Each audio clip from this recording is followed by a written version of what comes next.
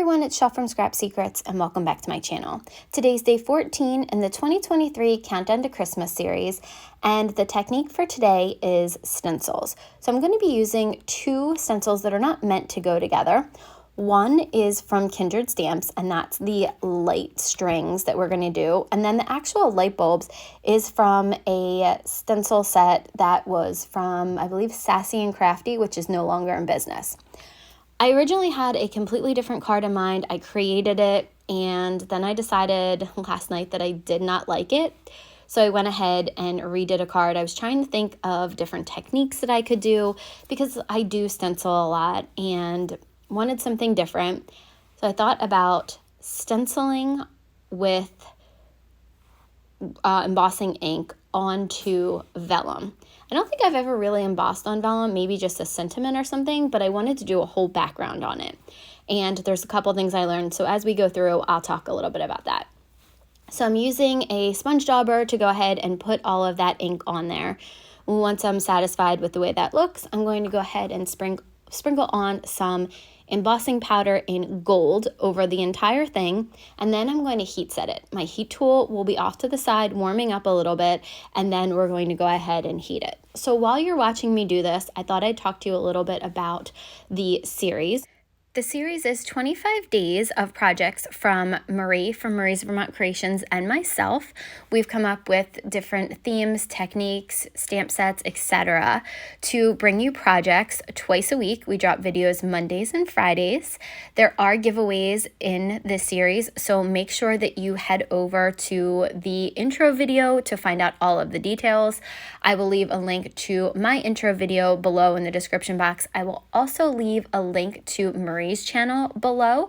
Make sure that you head over to her channel, check out her projects. She's done some amazing things this series. I can't wait to see what she's done.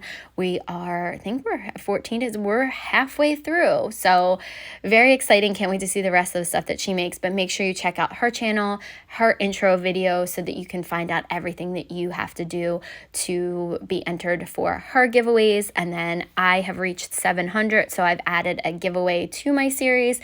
If I get to 750 by the end of this series, I will also do an additional giveaway. So there's lots of chances to win. Make sure you head over and check it out. Okay, so back to the card. Now that the heat embossing is done and I've put it to the side for a couple minutes and let it cool down, I'm going to go ahead and take a bunch of stickles and use the stencil to stencil through, or put the stickles through the stencil. So I did have to stop a bunch of times and let these dry because the stencil will overlap. I probably should have just kept switching colors and just gone around to all of them and done as many as I could, but I was just trying to spread out the colors as much as possible. So you're going to see here, I'm just putting the stickles through there.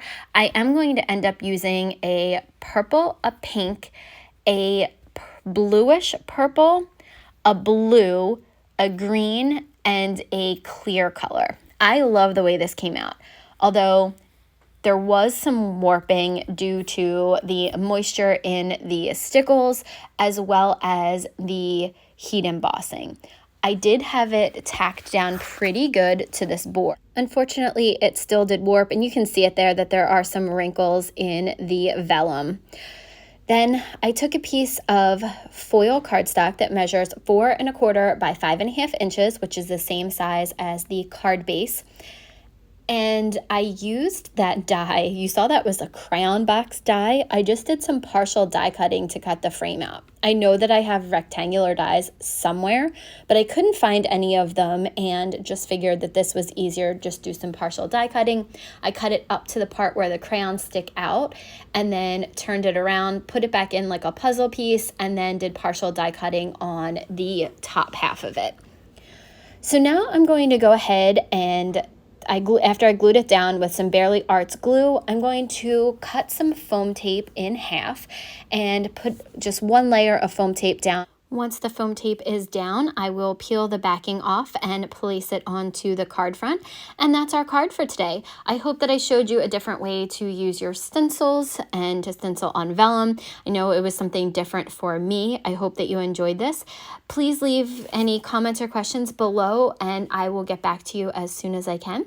And thank you guys for watching. I'll see you again real soon for another video. Bye!